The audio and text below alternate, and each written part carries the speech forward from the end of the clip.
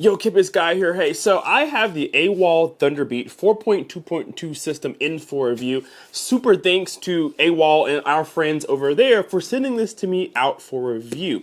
So this is their 4.2.2 Dolby Atmos sound system that you can pair with their projector and their screen to give yourself a huge home theater experience. If you haven't seen my previous videos, I've actually have the AWOL LTV 3500 Pro projector, ultra short throw projector in for review, as well as the entire theater itself. So if you haven't seen those videos, make sure you go back and check those out after this one.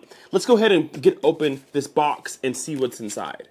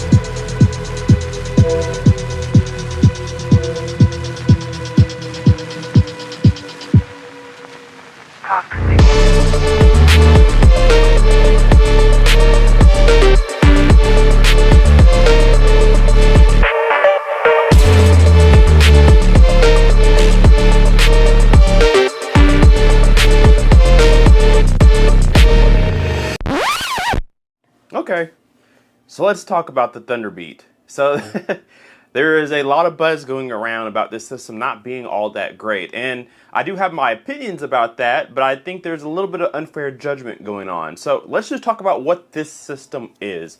So it's a 4.2.2 Dolby Atmos wireless system. You only have 4 speakers because the idea behind it is to purchase their AWOL projector and use that as your center channel speaker, which we'll talk about here in just a moment. So the 5th speaker, your center channel, is via your projector. But if you don't have the projector as your center channel, then you're only stuck with 4 speakers. And in that case, you have what we call a phantom center, meaning your left speaker and your right speaker will both project voices so that if you sit directly in the middle of your listening position, the voices will still sound like they're coming from the center even though you don't have one. So that's the whole idea of the Thunderbeat. Now, it has a pretty good bit of power to it. I think 480 watts. I think each satellite's about 60 watts. The subwoofer's 120 watts. So it's a pretty powerful system. It's not the most powerful wireless system out there, but it does have pretty good juice. So you can put this in a small to moderate sized room and get pretty good volume out of it. It's not all bad with the Thunderbeat. It is incredibly simple to set up. All you literally have to do is put all the speakers in the right locations. And mind you, on the bottom of the speaker, it tells you what speaker goes where. So it'll have a diagram for front left, front right, rear left, rear right. So you just put them in their positions, put the subwoofers where you want them to be. Mind you, you do need an outlet for all of the speakers, but as soon as you plug them all up to power, they automatically sync with each other. You'll hear this chime in all the speakers once they've connected. So you'll hear 4 beeps because there's 4 speakers, and then of course the subwoofers are paired too. So literally you plug them into power, put them in their positions, and then you're done. There's no pairing involved.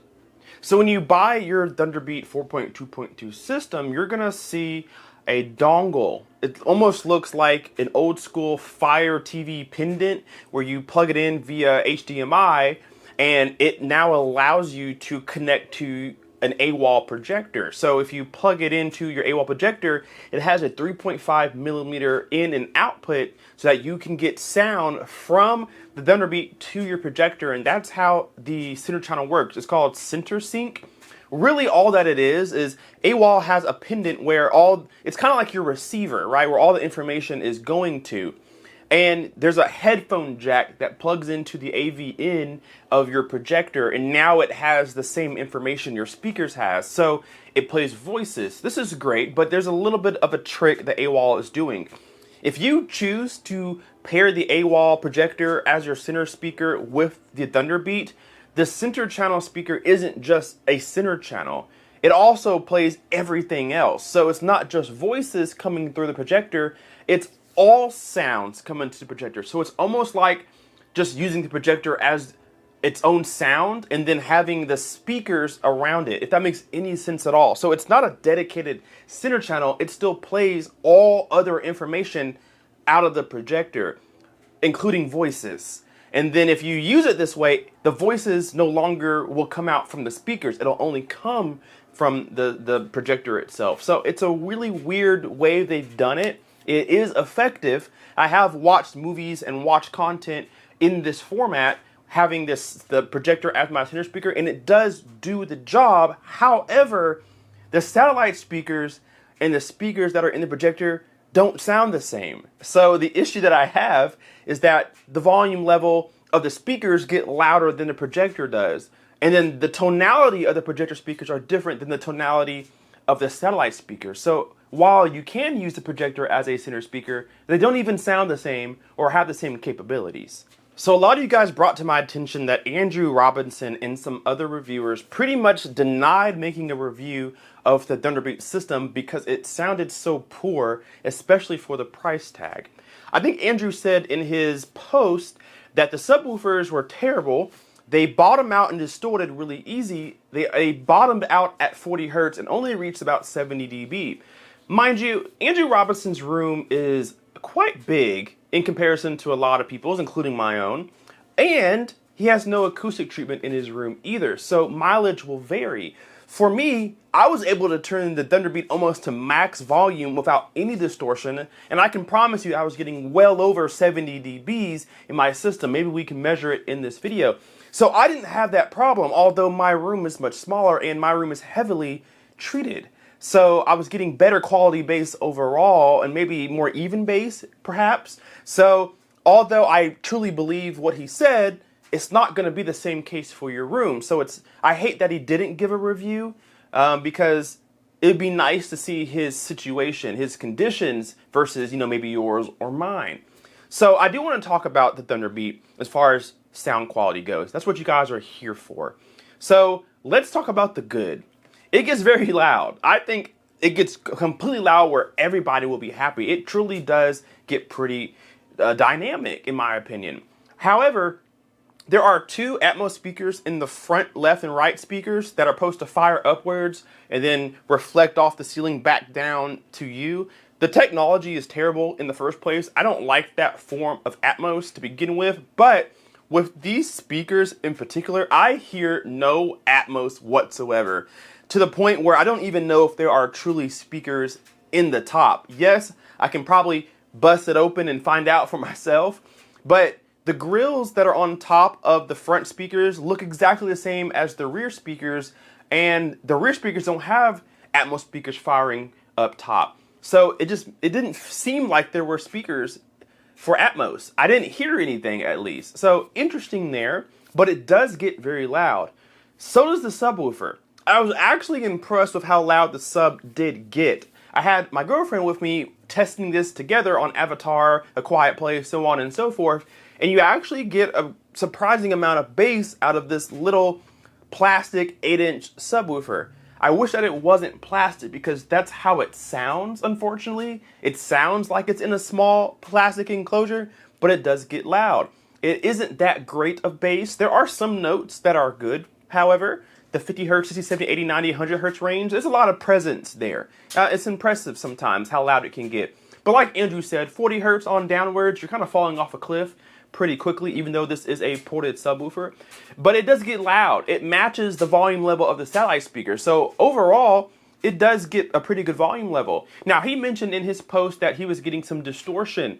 I don't know if there's been an update to mine or not, but I was able to turn my subs up and it never distorted, and then once I reached a certain volume level, they just stopped increasing in volume altogether. So it seemed like there was a good protection system in place, keeping you from bottoming out or damaging your sub. Now, I'm sure it's possible with certain content, but for me, once I got past volume 55 or 60 out of 100, the subs stop increasing volume altogether.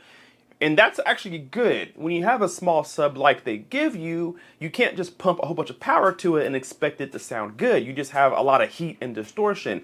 I didn't get that with mine. Maybe it was just mine, or maybe it's just my room and I didn't hear it underneath all the other action that was going on. So very peculiar for sure. So here's one thing I must address in this video that both Andrew Robinson and Osborne and some other people have said in their post about the Thunderbeat. They said they absolutely hated it because when they tried to use it, all the voices were coming out of all the speakers. So meaning when you had the center channel set up, you still had voices coming from the left, you still had voices coming from the right, you still had voices coming from the sides. So every speaker was playing the same information. Here is what I discovered, which is different from what AWOL tells you on their spec sheet, on their tutorial, perhaps. So AWOL says when you go into the settings, you want to make sure that you turn center speaker on for the projector, make sure that you have Thunderbeat enabled in the accessories, and then make sure you go to audio output and turn it to, I think it was auto or bypass is what it was. They want you to go to bypass. Do not do that, because I also found my front left, my front right speakers to be playing voices when watching a movie, which is absolutely bad in a home theater environment. You want your voices to only be coming from the center speaker, right underneath or above or right in front of the screen. You don't want them coming from the sides. And it took me an hour or an hour and a half to figure out how to fix this problem. Luckily for myself, I'm persistent, so I kept finding ways to change settings to get it to work, and I did. You don't want to set your settings to bypass or auto, I think. You want to set it, I set mine to, I think it had to set the HDMI eARC is what it is. You don't want to use HDMI eARC, you want to set it to auto. And once I set it to auto, or even HDMI eARC, it only played sounds, voices through the center channel. I was able to get it to work correctly. So for those who are having trouble getting the voices to not come from the speakers, do not follow AWOL's instructions. They are actually wrong. You want to go into auto. Don't go into bypass. Don't go into stereo. Don't go into speaker. Go to auto mode, and that will allow the surround sound system to decode the information correctly so that it does not play voices through all the speakers. It took me forever to figure that out, especially when the instructions manuals tells you one thing, but I was able to fix it. So I don't think they took the time to figure that out because they were so frustrated with everything else, but there is a way around it. I wanted to mention that. So let's close this video with kind of an overall summary.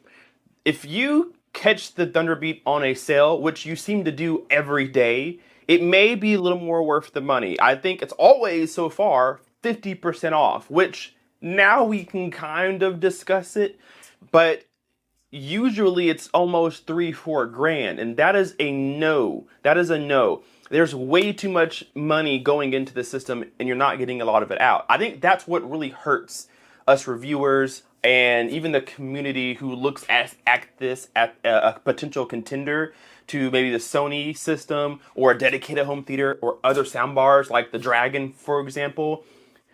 That's a lot of money for a full plastic system with two 8-inch drivers that can't dig below 40 hertz and Atmos speakers that don't seem to do much. That's a lot of money. And you don't even get a center channel speaker. That's an issue. But if it's $1,000 or something like that, it's something to talk about at that point. The sound quality is not terrible. I promise you it's not as bad as maybe some reviewers have made you fear. It's not that bad. But as far as bass, I would look elsewhere because it doesn't sound that great. In terms of Atmos, I would look elsewhere too because there seems to be none of it. So for the money that they're asking for, I think that's what insults consumers and reviewers. So if that thing was $9.99, $8.99, something like that, now we have something to talk about. But if it's going to be anywhere new to $2,000 or something, there is way too many things out there that you can buy, including a dedicated home theater. You can piece yourself a 5.2.2 home theater for less than $2,000 that will sound better than this. So I see what AWOL is trying to do. Keep in mind, this is their first time ever making a home theater system ever. So they have some feedback to go off of now, and maybe they'll reiterate this version of the Thunderbeat, or maybe make something better. But this one was a miss. I don't think a lot of people are going to buy it.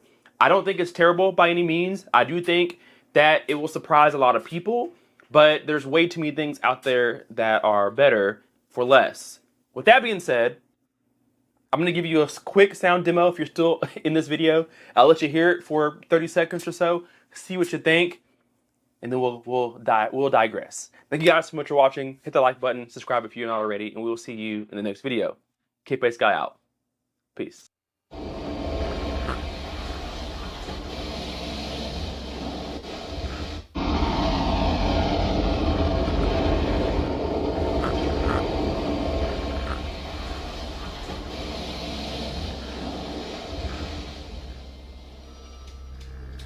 Very graceful. No, but very efficient. What are you waiting for? Let's go. Go, go, go, go, go. 7 years per hour here. Let's make it count.